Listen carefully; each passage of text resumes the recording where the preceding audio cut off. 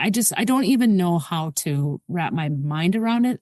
And I don't know how people can go about their day when that's happening. Again, like I feel you when you're like, it's ridiculous. Like I'm taking on this new job. I'm worrying about all this paperwork, whatever. I'm, figuring out with Finn, like where he's going to go to college, and just moved Molly into her new apartment, and she's got her first real job, and like all these things. And I'm like, but like Gaza is starving. Mm-hmm. Literally. Like, what does any of this stuff matter if we can't even do anything to make our stupid president send food to starving people?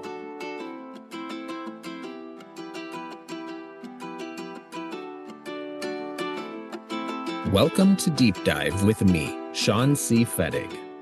So I've just released the last episode of my limited series, Leaving America, for Americans that are considering leaving the States, what options are available, how to obtain a visa, residency, or even citizenship in another country, and all the things to consider and prepare for, including immigration processes and taxes. This week, I'm returning to Deep Dive for one potentially final episode. Like most of you, I'm sure, in this current political environment in which we are truly experiencing ascendant authoritarianism, I have found myself getting caught up in the daily disaster, spending much of my time digesting the news, jumping down rabbit holes, scaring my friends and family about these end times, and expending all of my energy on every horrible thing coming out of the White House and the GOP. And while I think having a knowledge of and being disgusted by what is happening in this country is important, I've found that it's pulled me away from the things I'm really interested in, which is thinking about and engaging in activities and actions that can effectively counter this authoritarianism in the United States. I need to recalibrate how I consume and process this stuff so that it's not just soul-destroying, but motivating. So to do that, I've decided to pull back from Deep Dive, the weekly shows I've been producing for the past 3.5 years.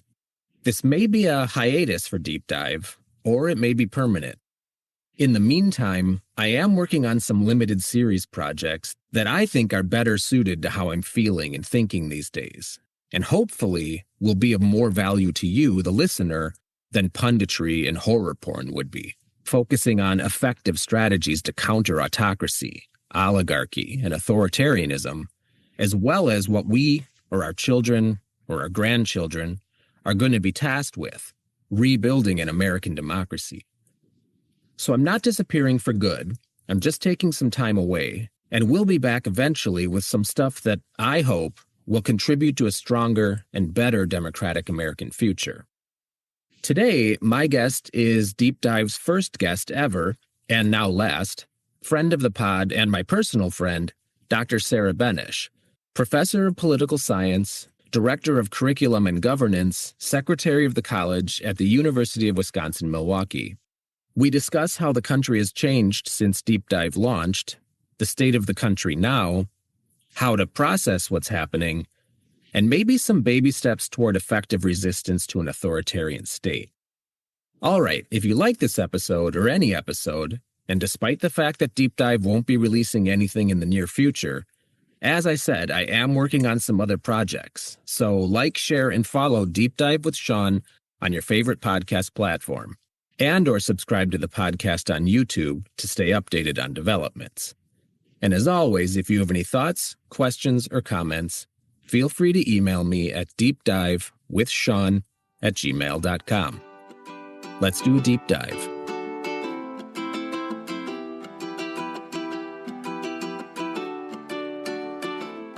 Dr. Benesh, thanks for being here. How are you? I'm exhausted. How are you? Yeah, I'm probably the same. I wonder why. Oh, I don't know. This is the first time I think we've actually chatted outside of like text and email since the election, right? Probably, yeah. I haven't been on your show for a while. No, there's not much has changed. Yeah. So this is it, though. I'm closing up shop. Yeah. What made you decide to do that? There's a handful of reasons. We have always talked about moving back to New Zealand, and we've thought about maybe moving that timeline up. And Why? yeah, we can get to that. Whatever for. But we're going back to New Zealand for a month this December, and we're going to start kind of actively working towards that. And so I was thinking of maybe pivoting and focusing on that, because it's not easy to make an international move for anyone that's ever done it. But also, I don't know, I guess primarily given where the country is today and the discourse surrounding it, I think that the types of guests that I've had on Deep Dive and could have moving forward on Deep Dive are really the same people, or pundits or activists or researchers that are on a bunch of podcasts and TV shows. So by being on Deep Dive, they're just, I think, offering some of the same thing that can be found on other platforms and outlets. I mean, there's no shade here, but because I think there's a place for this, for punditry, for talking about the state of, the world and the country. I think that's important. There's a value to it. But I think I'm ready to move away from punditry about how bad things are and maybe start talking about what actually could be done to counter the rise of what I think is authoritarianism in the United States. And it's just not part of the conversation right now. I think this moment is kind of revealing a glaring absence in the maybe research or maybe journalism or something. It's very easy, I think, to say that we need things. We've talked about this, like bipartisanship, but that's not going to happen right now. Or that we need, what else have we talked about? Recommitting to norms and institutions, but that's not going to happen. So I think we need, this moment really calls for somebody or some people to tell us what can functionally be done to save democracy. And I don't think that's really what's happening right now. I think we're all floundering. But when that narrative forms, when we start to speak in those terms, I think I'd be happy to be part of that conversation. But right now, I just don't see how Deep Dive is offering anything that stands out from the rest of the pack. So, and I'm not absolving myself of responsibility here. I'm not saying that I'm taking a passive role in this or I should take one. I just truly don't know what to do. Yeah, I mean, I think what you offered that other podcasts don't always offer is an opportunity to really dive into the research much more fully. I mean, I don't really call what you've been doing punditry. I think it's, far more thoughtful than that. Punditry is easy, and that's, I mean, I spend most of the time. So my husband always has CNN on. He's a news junkie. Mm. And I spend half my time walking through the living room looking at what he's listening to and going, ugh, it's so obvious. Or like, oh, come on, that's only half the story. Or, like just kind of being annoyed with the pundits, Mm-hmm. because they make everything seem like it's so simple, and nothing's simple. And I feel like you at least created space for that, for people to talk about how not simple things are. And I think that's something. But I mean, where are these people? Who are these people? What area of work are these people doing that are going to give you what you're looking for in terms of a way forward, do you think? I don't know. I know there's a literature on this. You're probably familiar with some of it, which is how to stop democratic backsliding, or how to overthrow authoritarianism or resistance movements that have worked in past. And I think there's something to be mined there and something that's important to draw from that. But I just don't think that anything. But you've talked to some of those people, haven't you? Yeah, but, and this, again, there's no shade here, but a lot of it is things that have to be done before you've turned a corner. There's very little that says once you've turned the corner, what can you do? Like once, Hitler was chancellor and had declared emergency powers and became a dictator, there was very little that could be done outside of, dare I say it, I guess, like mass protest. Mm-hmm. But there is research that says peaceful protest. What is that? We've talked about this, right? That at 3.5% of some type of resistance or peaceful protest can counter authoritarianism. Right. But even that, I mean, that's based on, what has happened in the past and what works in other countries. And are you familiar with this Cliff Cash guy? No. He's like a comedian, but he's decided to just try to go all in and try to stop this thing from happening. And so he's out there like, protesting. He's like focused on Fox News a lot. And he's, trying to coordinate like kind of a community organizer on the ground. But he keeps posting on Facebook like how frustrated he is that people aren't engaging more. Like, why aren't more people coming to protest? Why aren't more people going to DC when Trump takes over the city? Like, why aren't more people? And, I think that's where, some of the literature tells us where these movements can come from and how they can work and all those kinds of things. But that literature doesn't know how lazy Americans are. Well, we're commodified. I have a lot of friends that have told me recently, and we can talk about how I'm starting to layer what happened in Nazi Germany to what might be happening here, but we are very commodified. We can easily distract ourselves with TV, with our phones, for better or worse. And I guess there's an argument about capitalism in here somewhere, but we have a pretty strong middle class in the United States. And none of us, you and me included, I would assume, want to lose that. And, I think we all know that to go protest somewhere requires taking time off from our jobs. And I think some people are lucky enough to be able to do that and still get paid. And some people would have to give up their jobs to do it. But even the people that are lucky enough to do it, the very fact that they're lucky enough to do it suggests that they're not being so negatively impacted by what's happening in their everyday life that they feel the need to put away whatever their book or their device or their, vacation plans to go and do it. It's a weird time to be living, frankly.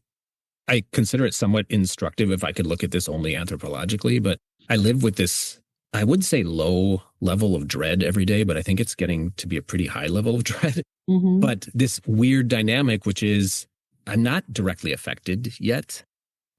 I know people that are, and I feel really weird. I've had some conversations with people about how weird it is to go to work every day and do our jobs and talk about things that in this larger picture just seem very pointless and insignificant. And yet we are. Right, because I think we assume it's going to be okay. And, back to your point about Germans, I think we all kind of make these assumptions about what happened then. And, you're right. I mean, we've talked about this, like we kind of ascribe these really negative emotions to what it must have been like and what they must have been like, right? Like we feel like, well, they were complicit or they were enabling or they agreed, and some of that is true, but some of it is also just that they just went about their business. And that's what we're all doing. Yeah. And we're not saying it's okay, and we're not saying we're okay with it. And I mean, Trump's approval ratings are terrible. Yeah. But we're not making the time to do anything about it. And part of that, I think, is this profound feeling of helplessness. Yeah. That's what I'm starting to come to realize about what I think must have been happening in the early years of Nazi Germany. I've been reading this book.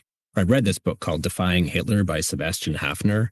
He was a journalist writing in Weimar, Germany, and into the Nazi era. But he writes about the end of World War I, that era up through the fall of Weimar Germany, and just what it was like in civil society to watch this kind of rise of Nazism and how people responded. But I'm also reading now this other book called My German Question by Peter Gay. And he was a young guy, I think he was a teenager in the 1930s in Berlin, and his family were non-religious Jews. And he talks a lot about, and this is what's really resonating with me, about how his family, especially his father, they could see what was happening, but his father kept doing this thing where it's like, well, we're non-practicing Jews. It's not really affecting us that much. We're, upper middle class. We're doing well. We can just keep our heads down and stick through this. And he talks about, as a teenager, kind of growing up and learning how to avoid some of the worst excesses of the Nazi regime and how to just focus on other things and stay apolitical. But that over the years, it would have been easy in the early 30s for them to leave, but they would have had to give up their house, their wealth, give up everything and leave, and they didn't know to where. And so they didn't. And then by the time they did leave in the late 30s, they had to give up everything.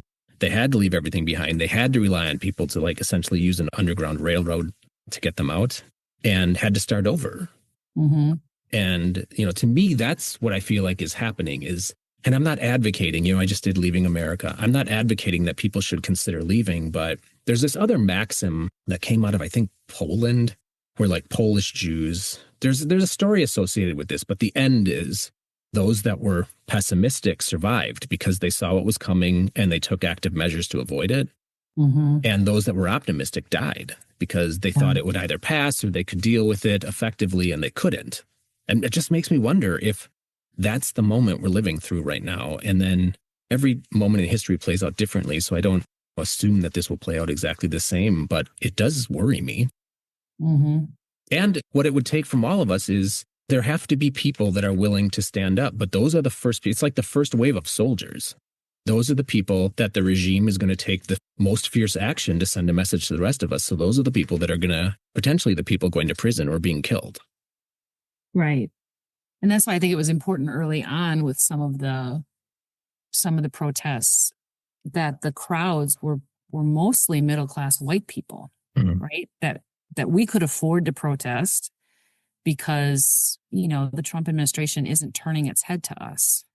And so that's probably the worst case scenario for this whole situation, right? Mm-hmm. The people who are least directly affected are the ones that are going to have to be the ones to stand up. And that's the hardest group to mobilize. Mm-hmm. Well, we're the ones that can hide the easiest. Right. There's that, it's I don't know if it's a poem, but that, you know what I'm talking about, where it's like, first they came for, that can so easily apply today, right? It was, first it was supposedly undocumented immigrants, and it was legal immigrants, and it was even citizens and residence holders. And now it's homeless folks. Yeah. Yeah. And they spin these narratives that just don't even care about the facts, right? Mm-hmm. And that started happening a while ago. This whole, questioning of any kind of, objective truth. I mean, there's so many things that went into, making this moment possible that are so long laid. Do you think we can go back? Yeah, because I'm an optimist, but that might mean that's terrible. That might mean the end of me, right? I don't know. According to your theory. I think that I keep saying this, but I keep saying we're a dead democracy walking. But what I'm really trying to say is I think democracy in America as we understood it is just over. And I know to some people still today, this sounds histrionic or hyperbolic or something. But I would argue it was even during the Biden presidency. I remember when Biden was elected, and I was asking people at the time, like, what if Biden is just like Paul von Hindenburg at the end of the Weimar German Republic? Their president, he was like 84, I think, at the time, and he just wasn't up to the task of taking on Hitler and the Nazi party. And I was like, what if that's what this is this is a brief respite, right? And then it falls. I, at that time, was thinking, I already think our democracy is so broken that, one, I don't think we do go back to it. I also just want to throw out there, I'm not sure I want to go back to it. There are a bunch of things that I think were built into our system that were failures and weaknesses that allowed us to get to this moment. And I guess I would like to understand what the next phase of American democracy could look like. And I'll just throw out there, I think we could do away with the Second Amendment. I'm totally fine with something that clearly says Americans within certain parameters have a right to guns that are specifically used to hunt for food. Yeah. But I don't see why we can't outlaw anything else, like weapons, people hunting things. I also think we need a right to privacy that's clearly codified. Until we do, I think there's just this wiggle room that allows both liberals and conservatives to play around when they're in power. Well, we also need to change the way we draw our districts. We might want to think about the way we choose representatives to both houses of Congress. Might want to rethink the way that we select Supreme Court justices. I mean, if we're going to do a do-over, there's a lot of things that are wrong with our system. Hey, I want to bounce something off of you. So, there's this whole redistricting push, which, God, whenever you think it's as bad as it could get, then this shit happens. I know. I was like, can you do that? Like, you can't do that. And then I'm like, oh, there is no law against it. Texas has done it before. They've redistricted halfway through before. It just didn't get a lot of attention. What was their reason the last time? I think it was the same thing. They just wanted to add seats. They wanted more seats. It wasn't so threatening, I suppose, at the time. But what I was thinking is, this is crazy, and I don't really know enough about the constitutional parameters here, but I'm not quite sure, and I have to do some research on this, how we define a state, and I know there is a definition, right? Like a certain group of people delineate some borders and have a legislature and then petition to become part of the United States or something. I think that's something along those lines. Don't quote me on that. But in the Constitution, when it says like each state shall have 2 senators, I wonder if there's a way for us to keep the boundaries of states as they exist, but rename them as like, Washington State is District 1, California is District 3, whatever. But then establish something like every 20 years, we redraw what's called state boundaries that breaks the country up into 50 regions that have the same number of people and give them 2 senators, because now that's a state, right? And then every region will have the same number of representatives. Wyoming won't have, 63 times what California has? I think it's way easier to just change the size of the Senate or something. I mean, either of those things is going to require a constitutional amendment, because I do think that the Constitution, it has trying to think of how it defines states. I mean, exactly. Well, what if California broke itself up into 5 states? Yeah, maybe that's the next thing Newsom will be tweeting about in all caps. Well, to be fair, he could probably eke out We're 10, get 10 more senators. I'm actually starting to pivot and think like maybe the Senate is where it has to happen. Yeah. But then at this stage, at this point, aren't we just grasping at straws? I mean, it's this redistricting thing is turning into a nuclear war, right? I mean, it's like, we're going to blow it up. Okay, well then so are we. And then it's like, what's the end game? I was thinking a few years ago, maybe like a decade ago, I was like, are we headed towards a civil war? And for some reason, I've stopped worrying so much about that as much as I have about authoritarianism. But what I hear from, I have quite a few friends that live abroad in different areas of the world. They keep asking if the United States is headed towards a civil war. Well, I mean, that's one way for things to go, right? Is for it to get so dire that the majority finally decides to rise up against this regime. And I'm sure we would get lots of help from our friends around the world, right? Do you? Yeah, I do. I don't know. I mean, they don't respect Trump and his administration. Yeah. And I think that's much less Pollyannish than, you were talking about some of the earlier, experts talking about how, well, the police will never go along with it, or the military will never go along with it, or whatever. Like, I think it's far more likely it's far, far easier, or maybe more justifiable to rely on our former allies who have been isolated by this administration than it is to rely on, members of the military or something to be the ones to save us. Mm. Not that I'm saying anything bad about the military. I just think the design of it makes it really difficult, especially given that he, took care of all the generals, so that all his friends are in charge. This is another sick component of it, is like the use of the military and the National Guard. Because like we know that these are heavily populated with people of color, Hispanic folks, Black folks. At the low ranks, yeah. Yeah, and then to like put them on the streets, essentially confronting, Hispanic soldiers that now have to essentially confront their own family members potentially. Yeah, and the ICE, the Homeland Security ICE stuff is it's just egregious. Yeah, I don't know that I trust our allies. I mean, maybe in the long run, but I've been really disappointed in some of them. I mean, I kind of get I'm sure it will take them a while. They have to be sure that it's like, because that's a difficult ethical judgment to make in terms of intervening militarily in some sort of a civil conflict. Yeah, I mean, well, massive implications. Yeah.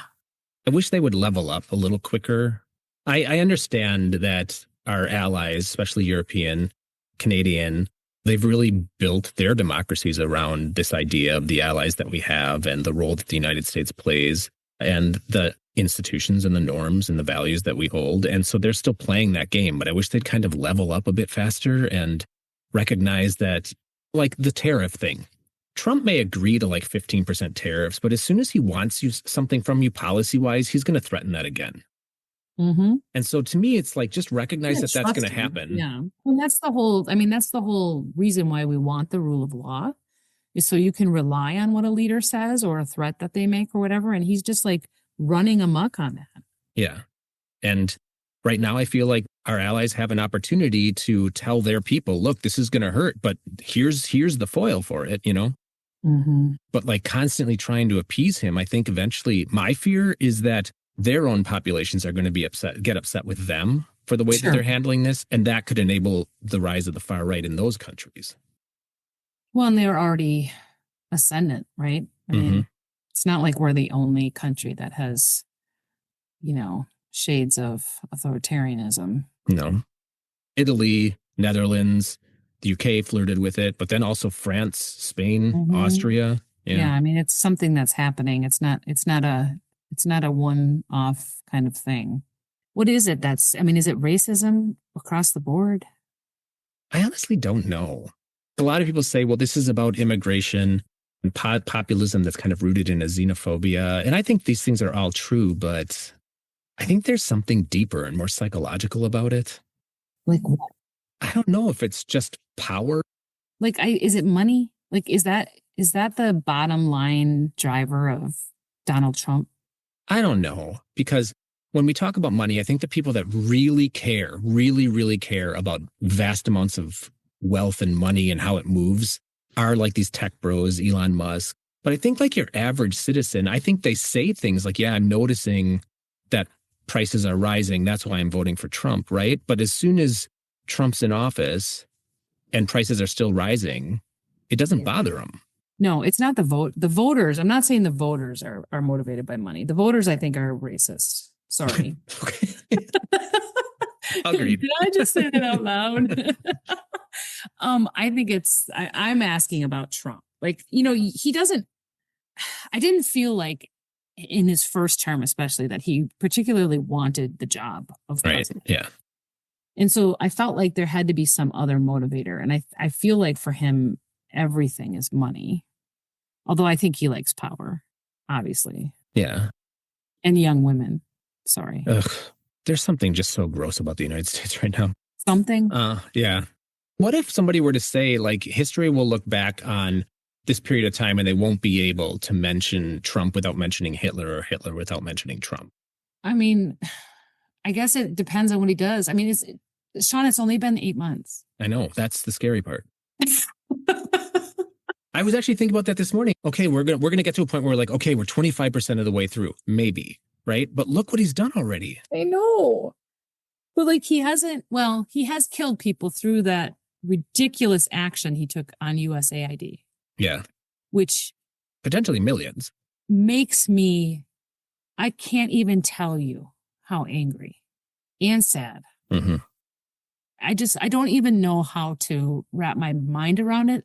And I don't know how people can go about their day when that's happening. Again, like I feel you when you're like, it's ridiculous. Like I'm taking on this new job. I'm worrying about all this paperwork, whatever. I'm, figuring out with Finn, like where he's going to go to college, and just moved Molly into a new apartment and she's got her first real job and like all these things. And I'm like, but like Gaza is starving.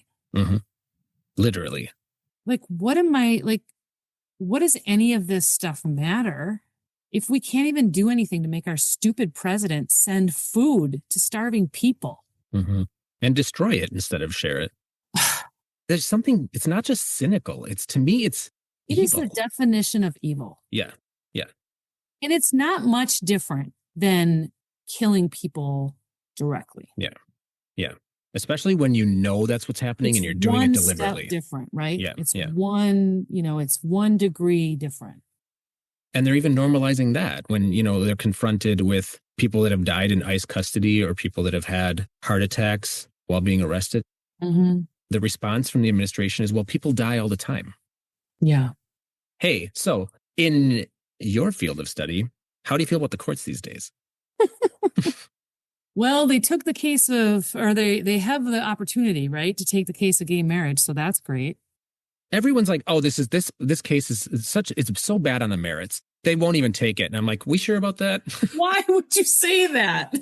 Yeah. Yeah, I oscillate between, there are some justices, and I think I've said this to you before, some justices who I just think live in a different world. Like Alito Thomas. No, they're evil. Okay. I feel like I thought that's the other world you were talking about. No, like I feel like Roberts, Barrett, Kavanaugh, to some degree, Gorsuch. I feel like they just don't live in our reality. They don't understand the moment that they're making decisions in, and they are making decisions as if everything is okay and normal. Mm-hmm. And so I see some of their decisions and I'm like, okay, you could defend this decision using legal analysis and tools and interpretive strategies and philosophies if it weren't the case that this was the Trump administration, and they don't recognize a distinction. Thomas and Alito are gone. Like there's no hope for them. But like these four, I feel like are not gone. They just don't understand the moment. And so I don't know if that might be something they could come to understand. What do you think of that? I am a pessimist. Right. So you're going to survive. Well, we'll see. Because Posh is an optimist. So I was thinking a lot about how a lot of experts have said things over the last couple of years, like Congress is fiercely protective of its realm of influence. And so therefore, well, it used to be. It's not anymore. Right. And the courts, I was told numerous times, you'll be surprised. The courts aren't, willing to abdicate too much because they have, one, a constitutional responsibility, but two, they have a certain sphere of influence that they're going to want to protect.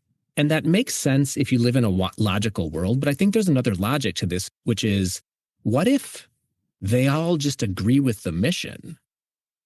Well, that's what I struggle with. Like Alito and Thomas agree with the mission, no question. What I wonder is about the other four. And it does appear to be the case that they might agree in some respects because a lot of their decisions are taking power away from courts. Mm-hmm. And I think that is a fascinating dynamic to me because I think, the founders, when they established this system, assumed that each of the three branches would be at least some semblance of self-protecting, that they would want to at least be at some level interested in maintaining their own influence. And that has always been the case until now. Because it's shocking to me that Congress would allow an executive, regardless of how much they agree with him, to run roughshod over their powers in the way that Trump has done. That's why I think we are living in very unique times. And I don't think anything that we think should apply, we can expect will apply to curb this. I think there's a Venn diagram. I think this is where Trump is very smart.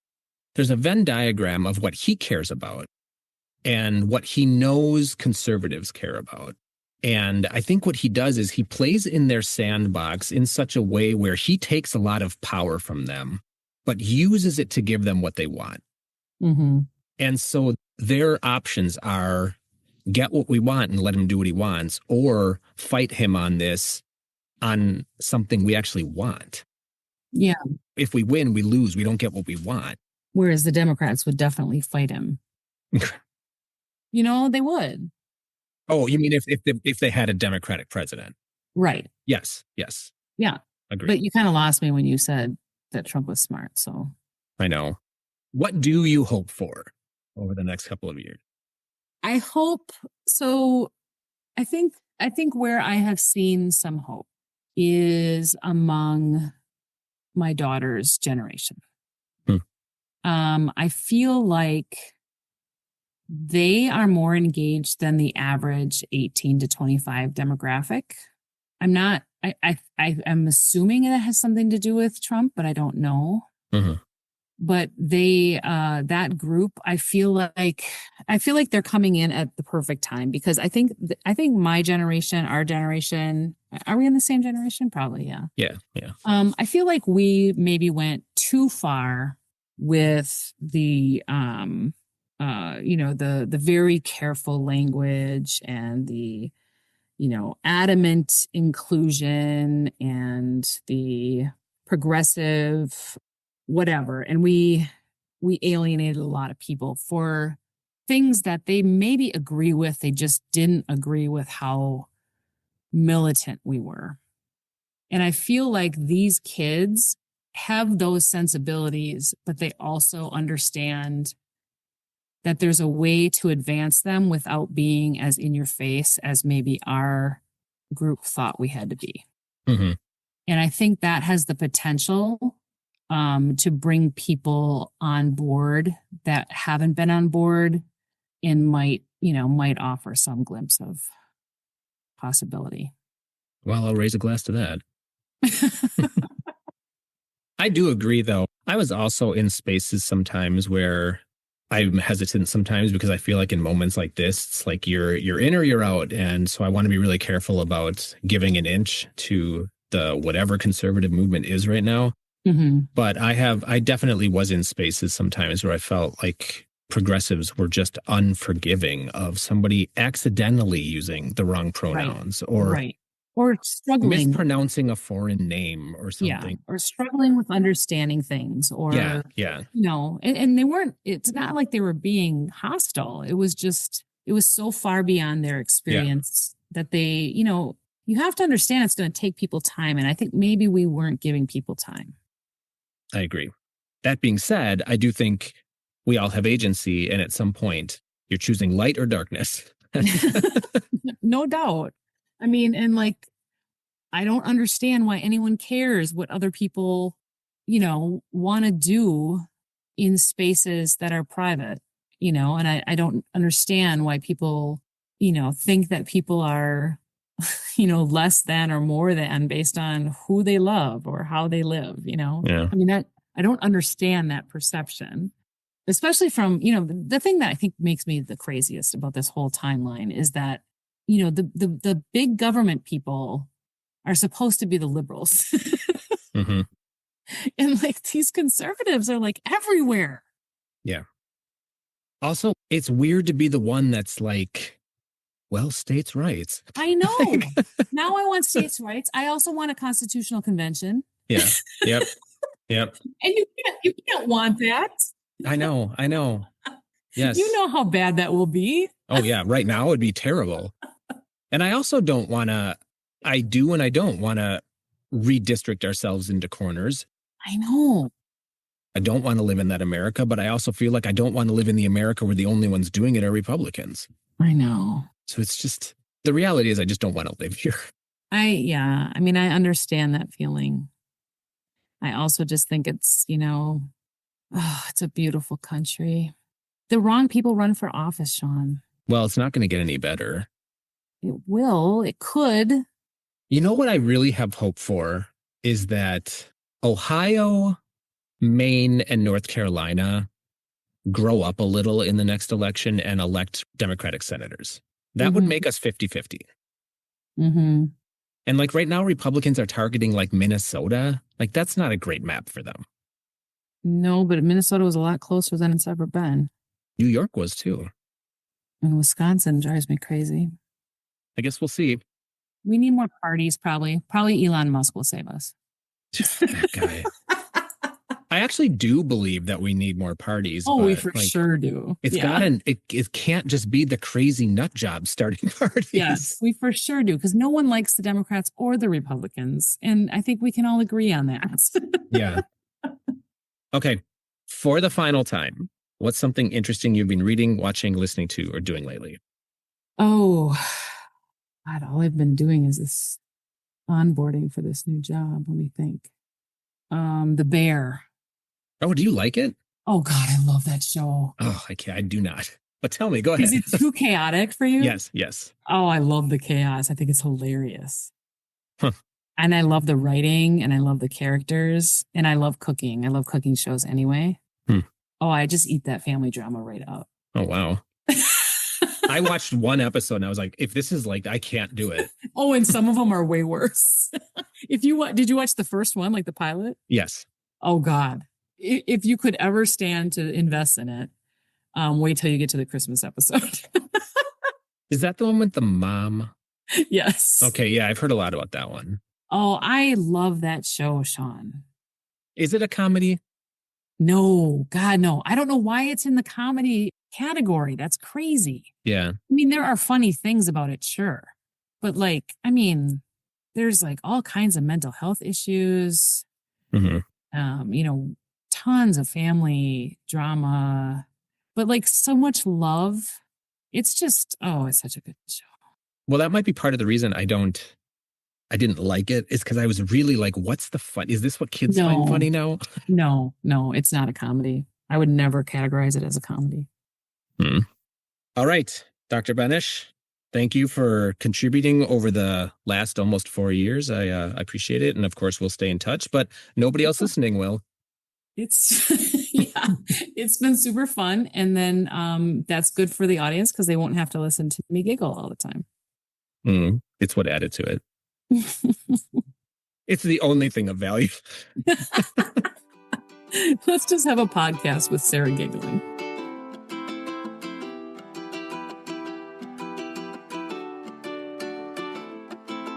I guess the final thing I'd like to say is that, like many of you, I don't know what to do in this moment. Democracy has failed in the United States. We are staring down the throat of authoritarianism, and I don't know how to respond.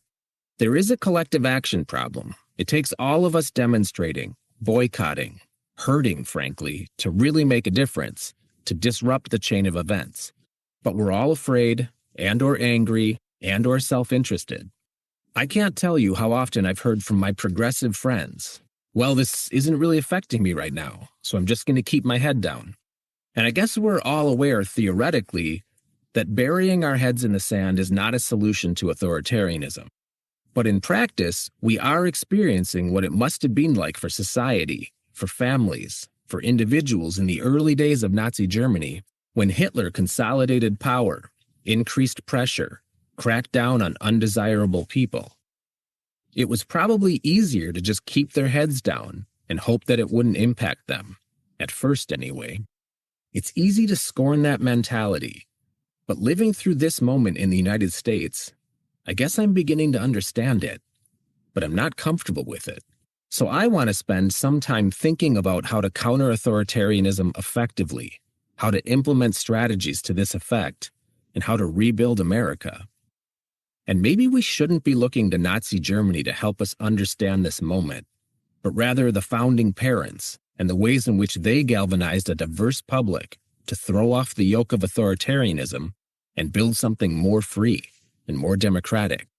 And also learn from the mistakes they made so that whatever we build next isn't susceptible to bad actors like Donald Trump and the current version of the GOP. I'm interested in hearing from people with ideas about this. These are the people I want to see on TV and hear on podcasts and receive emails from. And when I next contribute to the discourse, I want to be doing so from a place of construction and functional action that can be taken to build a better democracy. So, stay tuned. All right, this has been Deep Dive. Chat soon, folks.